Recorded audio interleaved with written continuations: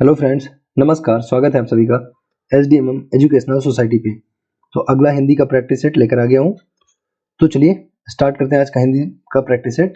और फिर से बोलूँगा, इस प्रैक्टिस सेट की सबसे अच्छी विशेषता ये होती है कि ज़्यादा से ज़्यादा 15 मिनट में आपको 20 क्वेश्चन में करवा देता हूँ, बढ़िया सोल्यूशन के साथ, जोरदार तरीके से। आपका टाइम वेस्ट बिल्कुल नहीं होगा, एकदम टाइम के मूल्य को समझ कर जो है यहाँ पर इस प्रैक्टिस सेट को हम लोग करेंगे। और अगर आपको इसकी PDF चाहिए तो फिर आप ले सकते हैं @SDMM 900 पे। अगर इसकी आपको PDF चाहिए तो आप इस पे ज्वाइन कर लीजिए, आपको PDF मिल जाएगी। पहला क्वेश्चन लिखा हुआ है, कुर्सी तोड़ना मुहावरे का क्या अर्थ होता है? तो कुर्सी तोड़ना मुहावरे का अर्थ क्या होता है बताएंगे। इसका सही जवाब हो जाएगा ऑप्शन नंबर ए, मेहनत ना करना हो जाएगा। कहते भाई पड़े पड़े कुर्सी तोड़ रहा है ये आदमी, कुछ काम धाम नहीं करना है ना। तो कुर्सी तोड़ने का मतलब होता है मेहनत ना करना। और सुंदर लिखना के लिए बोलते हैं कलम तोड़ना, ये भी काफी इंटरेस्टिंग है। हाँ, सुंदर लिखने के लिए क्या बोलते हैं? कलम तोड़ना। कहते भाई उसने तो कलम ही तोड़ दी, इतना अच्छा लिखा कि कलम तोड़ दी ना। तो कलम तोड़ना होता है सुंदर लिखना। ठीक है, ओके भाई। नेक्स्ट क्वेश्चन देखेंगे 62 नंबर। इसको और थोड़ा जूम कर लेते हैं और थोड़ा, हाँ जी चलिए कम ऑन। 62 का आंसर करेंगे। 62 लिखा है कूप मंडूक होना। तो कूप मंडूक होना काफी आसान है। कुएं में गिरना, घर में रहना, अत्यंत सीमित ज्ञान होना। ऑब्वियसली ऑप्शन नंबर बी हो जाएगा, अत्यंत सीमित। जैसे कुएं का मेढक होता है, मंडूक का मतलब क्या होता है? मेढक ना।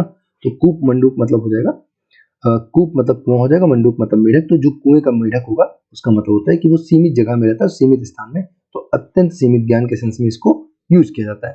63 नंबर लिखा है सूक्ष्म का विलोम क्या होगा? तो सूक्ष्म का विलोम जो हो जाएगा स्थूल हो जाएगा, ऑप्शन नंबर डी हो जाएगा। 63 का ऑप्शन डी हो जाएगा, सूक्ष्म का स्थूल हो जाएगा ना। स्थूल का मतलब बड़ा होता है ना। स्थूल काय बोलते हैं? हाथी को क्या बोलते हैं? स्थूल काय इसका शरीर होता है, स्थूल मतलब बड़ा होता है। ओके जी। 64 देखेंगे, रंक का विलोम क्या होगा? रंक किसको बोलते हैं? आपने शायद सुना भी हो, जब कहते हैं कि 3 कदम चलते हैं श्री कृष्ण जमीन देने के लिए, है ना। तो कहते हैं रंग कहीं आप समान कियो, अब चाहत हो का होन भिखारी, है ना। रंग कहीं आप समान कियो, रंग का मतलब होता है गरीब, दरिद्र के सेंस में यूज करते हैं, गरीब के सेंस में यूज करते हैं। और इसका जो सही जवाब हो जाएगा वो हो जाएगा धनवान हो जाएगा। तो रंग का क्या हो जाएगा? धनवान हो जाएगा। रंग का राजा भी कह सकते हो आप, धनवान होता है। नेक्स्ट क्वेश्चन देखेंगे 65, प्रत्युपकार का अर्थ क्या है? प्रत्युपकार आपको बताना है, प्रत्युपकार का क्या अर्थ है? किए गए उपकार का स्वीकार या उपकार करना, उपकारी से मुंह फेरना, या उपकार के बदले में किया हुआ उपकार। बढ़िया क्वेश्चन है, काफी अच्छा है। बताएंगे प्रत्युपकार का क्या मतलब होगा। 65 का सही जवाब क्या हो जाएगा? तो 65 का सही जवाब हो जाएगा एकदम ऑप्शन नंबर डी हो जाएगा, उपकार के बदले में किया हुआ उपकार। मतलब आपके बदले, आपके ऊपर किसी ने उपकार किया तो उसके बदले आप भी उसके ऊपर उपकार कर दो ना। ओके जी। जैसे किसी ने आपको पेन दिया था, एक दिन आपका पेन खत्म हो गया था क्लास में, तो आप भी उसको अगले दिन अपनी टिफिन शेयर करवा दो, है ना, कि लो भाई अब आज मेरे टिफिन में आप भी शेयर कर लो। तो क्या बोलेंगे? प्रत्युपकार बोलेंगे। समझ लेना भाई इसको ना। ओके, नेक्स्ट क्वेश्चन लिखा है, संकोच का अर्थ क्या होता है? अब बताओ, इतना आसान पूछा है, संकोच का अर्थ बताना है। संकोच का क्या अर्थ होता है? किसी कार्य को करने में शर्म, अनुचित कार्य करने में हिचकिचाहट, बुरे कर्मों पर दुख, आत्मविश्वास का न होना। इंटरेस्टिंग है, ऑप्शन बढ़िया दिए हैं। वैसे तो शब्द बहुत आसान है संकोच, लेकिन ऑप्शन थोड़े ठीक ठाक डाल दिए हैं। 66 का सही जवाब क्या हो जाएगा? तो इसका हो जाएगा ऑप्शन नंबर बी हो जाएगा, अनुचित कार्य करने के लिए मन में हिचकिचाहट जो होती है उसको संकोच बोलते हैं ना। अनुचित कार्य देख लेना, यहाँ पे निगेटिव होता है। संकोच क्या है? एक तरह का निगेटिव वर्ड है। अनुचित कार्य करने में जो हिचकिचाहट होती है, जो हेजिटेशन होती है, उसको बोलते हैं भाई संकोच। अगला क्वेश्चन देखेंगे 67 नंबर क्वेश्चन। यहाँ पे लिखा है महोत्सव में संधि क्या होगी, आपको ये बताना है। तो इसका इंटरेस्टिंग है, बताएंगे महोत्सव में क्या हो जाएगा। 67 का सही जवाब क्या हो जाएगा? तो यहाँ पे आपका हो जाएगा 67 का सही जवाब हो जाएगा ऑप्शन नंबर सी हो जाएगा, गुण संधि। महाधन उत्सव हो जाएगा, महाधन, महाधन उत्सव हो जाएगा, उत्सव। तो उत्सव हो जाएगा, तो यानी कि आ प्लस उ निकलेगा, है ना। तो यहाँ पे आ और उ मिलता है। जब इसका मैं ट्रिक बनाता हूँ कि पहले के साथ दूसरा मिलता है तो क्या होता है? गुण संधि होती है। जब पहले के साथ दूसरा मिलता है तो यहाँ पे होती है गुण संधि हो जाएगी। और संधि की बात करें तो संधि 3 प्रकार की होती है, स्वर, व्यंजन और विसर्ग। 3 प्रकार की संधियां होती है ना। स्वर संधि 5 प्रकार की होती है। अगले क्वेश्चन में आएंगे, बताना है गिरीन्द्र में संधि। आपको बतानी है गिरीन्द्र में कौन सी संधि है। गिरीन्द्र, तो बताएंगे गिरीन्द्र में क्या संधि होगी। 68 का सही जवाब क्या हो जाएगा? 68 का ऑप्शन नंबर हो जाएगा, ऑप्शन नंबर इसका ए हो जाएगा, दीर्घ संधि। जब भी बीच में बड़ी मात्रा लगी हो, आप समझ जाना भाई यहाँ पे क्या होती है।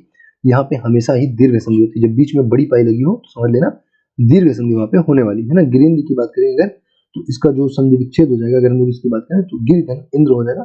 गिरि क्या हो जाएगा भाई, गिरिधन इंद्र हो जाएगा। इंद्र ना, गिरिधन इंद्र हो जाएगा, देख लेना, गिरिंद्र हो जाएगा, गिरिधन इंद्र। नेक्स्ट क्वेश्चन 69 देखेंगे। रिक्त स्थानों की पूर्ति करना मनुष्य की स्वाभाविक डैश विपत्ति में होती है। मनुष्य की स्वाभाविक झलक विपत्ति में होती है, आकांक्षा विपत्ति में होती है, परख होती है, या उपादेयता होती है। तो ऑब्वियसली आंसर बी हो जाएगा, बहुत आसान है। मनुष्य के की स्वाभाविक परख विपत्ति में होती है। स्वाभाविक परख कब होगी, विपत्ति के समय में होगी। तुलसीदास जी भी कहते हैं धीरज धर्म मित्र अरुनारी आपतकाल पर किए चारी, है ना। विपत्ति के समय में ही धीरज धर्म मित्र नारी इन सब की जो है पहचान होती है, असली पहचान होती है। अगला देखेंगे 70। रिक्त स्थानों की पूर्ति करें। विवेक डैश से जागृत होता है। विवेक कैसे जागृत होता है आपको बताना। विवेक प्रेम से, इच्छा से, शिक्षा से, या गुरु से। बढ़िया क्वेश्चन है, हाँ। तो बताएंगे 70 का सही जवाब क्या हो जाएगा। तो बताएंगे इसका सही जवाब क्या हो जाएगा। तो विवेक कैसे आएगा फ्रेंड्स, विवेक आएगा शिक्षा से। किससे आएगा, शिक्षा से। प्रेम से थोड़ा विवेक आएगा, किससे आएगा, शिक्षा से आएगा। हालांकि सारे पॉजिटिव वर्ड यहाँ पे लिखे हैं, लेकिन प्रेम जो है विवेक किससे आएगा, शिक्षा से आएगा। अगला क्वेश्चन देखेंगे, आसान क्वेश्चन है काफी, कोई दिक्कत नहीं है ना। 71 देखेंगे। निम्नलिखित में से कौन सा वाक्य शुद्ध है, आपको शुद्ध वाक्य बताना है। तो बताएंगे आपका काम आप खुद करें। तो आपका काम आप खुद करें, बिल्कुल ये सही नहीं लग रहा है, आप देख सकते हो। आपका काम आप खुद करें। अगला क्या, बेरोजगारी सबसे बड़ी समस्या है। बेरोजगारी सबसे बड़ी समस्या है। नेक्स्ट है, वह सब ठीक नहीं है, मैं उन्हीं की पार्टी में गया था। तो बताएंगे इसका जो है शुद्ध वाक्य आपको पहचानना क्या हो जाएगा। 71 का शुद्ध वाक्य क्या होगा। तो 71 का जो सही है ऑप्शन नंबर बी हो जाएगा। बेरोजगारी सबसे बड़ी समस्या है। इसमें कोई समस्या नहीं है, और एक्चुअली सेंटेंस में कोई समस्या नहीं, बाकी बेरोजगारी में तो है ना। तो सेंटेंस में यहाँ पे कोई समस्या नहीं है। ओके, जहां समस्या है वहीं पे समस्या नहीं है, क्या बात है, अच्छा आंसर है। बताएंगे सी कहेंगे वह सब ठीक नहीं है। तो वह सब ठीक नहीं बोलेंगे, कैसे बोलेंगे, यह सब ठीक नहीं है, ऐसे बोलना चाहिए। मैं उन्हीं की पार्टी में गया था। तो मैं उन्हीं की पार्टी में गया था। ओके, मैं उनकी एक्चुअली बोलेंगे, उन्हीं की नहीं बोलेंगे, उनकी पार्टी में गया था। ओके, उन्हीं की पार्टी में नहीं, उनकी पार्टी में। आपका काम आप खुद करें, आपका काम आप स्वयं करें, ऐसे करके कुछ होना चाहिए था।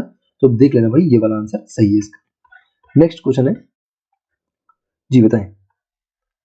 ओके जी, 72 नंबर क्वेश्चन देखेंगे, बताइए क्या हो जाएगा। निम्नलिखित में से कौन सा वाक्य अशुद्ध है, इस बार अशुद्ध आपको बताना है। हाथ को जेब में रखो, तुमसे कोई काम नहीं है, अभी कहीं नहीं जाना, या फिर मैंने कहीं नहीं जाना। तो अब बस आपको अशुद्ध बताना, एकदम हो जाएगा। मैंने कहीं नहीं जाना, एकदम सही बात है, एकदम साफ सुथरा है, कोई दिक्कत नहीं है। नेक्स्ट बताएंगे। नेक्स्ट है, राम बाजार से केले लाया, वाक्य में कौन सा भेद है। वाक्य का कौन सा भेद आपको बताना, वाक्य का कौन सा भेद है यहाँ पे बताना है। राम बाजार से केले लाया, वाक्य का कौन सा भेद है। सरल है, संयुक्त है, मिश्र है, या इनमें से कोई नहीं। तो राम बाजार से केले लाया एकदम सरल वाक्य, यहाँ पे कोई समस्या नहीं है। राम बाजार से केले लाया 73 का ऑप्शन नंबर फर्स्ट हो जाएगा, सरल वाक्य है ना। चलिए भाई, नेक्स्ट क्वेश्चन 74 नंबर देखेंगे। उसने कहा कि मैं परिश्रमी हूँ का सरल वाक्य क्या होगा, आपको बताना। उसने कहा कि मैं परिश्रमी हूँ, की लगा है यहाँ पे। तो उसने कहा कि मैं परिश्रमी हूँ, तो उसने स्वयं को परिश्रमी कहा, वह खुद को परिश्रमी कह रहा था, वह परिश्रमी है ऐसा वह कहा। तो बिल्कुल ऑप्शन नंबर ए हो जाएगा इसका। उसने स्वयं को क्या बताया, परिश्रमी कहा, उसने स्वयं को परिश्रमी कहा। तो यहाँ पे इसका जो सरल वाक्य हो जाएगा ऑप्शन नंबर फर्स्ट हो जाएगा, ऑप्शन फर्स्ट ना। नेक्स्ट देखेंगे, आपको बताना 75 में आपको बताना है भाई कि अम्ब के लिए पर्यायवाची शब्द बताइए। अम्ब को क्या कहेंगे, देवी, जल, माता, या द्वार कहेंगे। बताएंगे 75 का सही जवाब क्या हो जाएगा। तो ऑप्शन नंबर सी इसका हो जाएगा। अम्ब का क्या हो जाएगा, 75 का ऑप्शन सी हो जाएगा। माता का पर्यायवाची है, अम्बा भी बोलेंगे, इसको क्या बोलेंगे, अम्बा बोलेंगे, सॉरी अम्बा ना। अगर बात करें माता को क्या बोलेंगे, अम्बा बोलेंगे। जननी बोलेंगे, जननी बोलते हैं ना। तो ध्यान रखेंगे, माता है, जननी है, अम्बा है, ये सब माँ के पर्यायवाची हो जाएंगे। तो अम्बा जो है किसका हो जाएगा, माता का पर्यायवाची। अगर अम्बु बोलता ना, अम्बु, तो अम्बु अगर बोलेंगे, देखना बू अगर यहाँ पे लगा अम्बु है ना, तब ये किसका हो जाएगा, जल का पर्यायवाची होगा, अम्बु अगर बोलेंगे। सलिल पूछता है, जल का पर्यायवाची सलिल होगा ना, सलिल, ध्यान रखना, सलिल है, अम्बु है, ये जल के पर्यायवाची होते हैं। ठीक है, 76 नंबर क्वेश्चन पढ़ेंगे।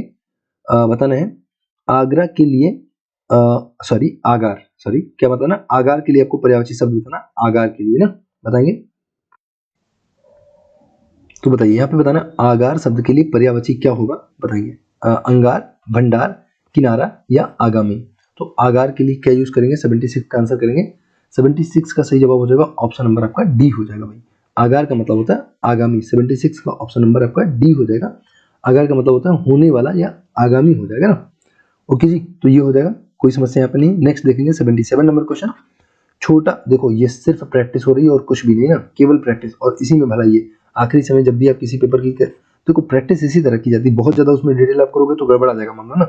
तो हिंदी की प्रैक्टिस इसी तरह से ढेर सारी करनी है, ठीक है, ताकि सारे शब्द आपकी आंखों के नीचे से गुजर चुके हों, सारे शब्द आप पढ़ चुके हों। तो आगार की अगर हम लोग बात करेंगे तो आगार क्या हो जाएगा, आगामी के सेंस में बोलते हैं आगार। नेक्स्ट देखेंगे छोटा भाई के लिए एक शब्द क्या होगा, तो छोटा भाई के लिए अनुज होता है और बड़ा भाई के लिए अग्रज होता है ना।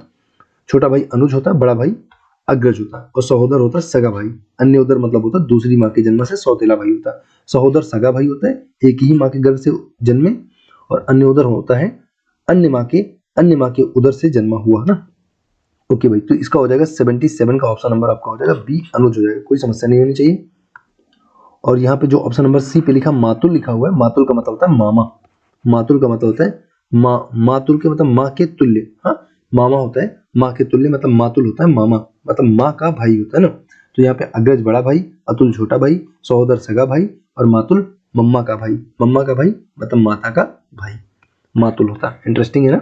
अगला देखेंगे 78 की बात करेंगे। शरीर धारण करने वालों द्वारा प्रदत्त यातनाएं के लिए एक शब्द दीजिए, बताना। शरीर धारण करने वालों द्वारा प्रदत्त यातनाएं देना है, बताइए। भौतिक या अधिदैविक या अधिभौतिक या दैहिक। तो शरीर धारण करने वालों द्वारा प्रदत्त यातनाएं, इंटरेस्टिंग क्वेश्चन है, काफी बढ़िया क्वेश्चन है। 78 नंबर। तो इसका जो सही जवाब हो जाएगा ये हो जाएगा, इसका सही जवाब क्या हो जाएगा भाई, इसका हो जाएगा आधि भौतिक हो जाएगा, आधि भौतिक। ये बहुत इंटरेस्टिंग है, काफी कठिन क्वेश्चन कह सकते हो। शरीर धारण करने वालों द्वारा प्रदत्त यातनाएं जो है इसको क्या बोलते हैं, आधि भौतिक बोलते, देख लेना, काफी कठिन क्वेश्चन है ना। ऑप्शन नंबर बी हो जाएगा।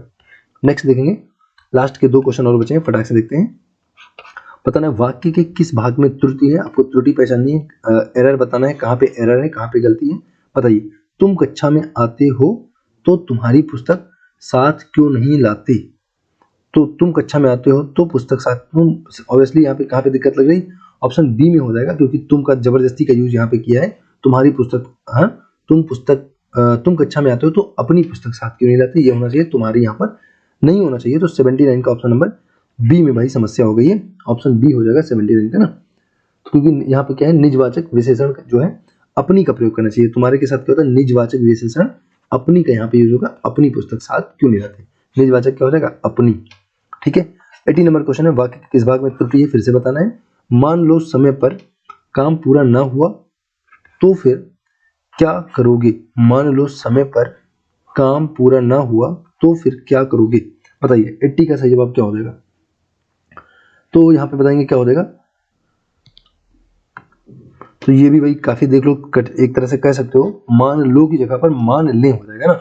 ये इंटरेस्टिंग क्वेश्चन है, मान ले होगा, मान लो नहीं होगा, मान ले होगा। इसको देख लो भैया, कठिन क्वेश्चन है। मान लो की जगह क्या होगा, मान ले होगा, या लो नहीं होगा, ले बोलेंगे। मान ले, समय पर काम पूरा ना हुआ, मतलब बड़ी इज्जत के साथ बोलना है, मान लो नहीं बोलेंगे, थोड़ी रिस्पेक्ट से बोलेंगे, मान ले।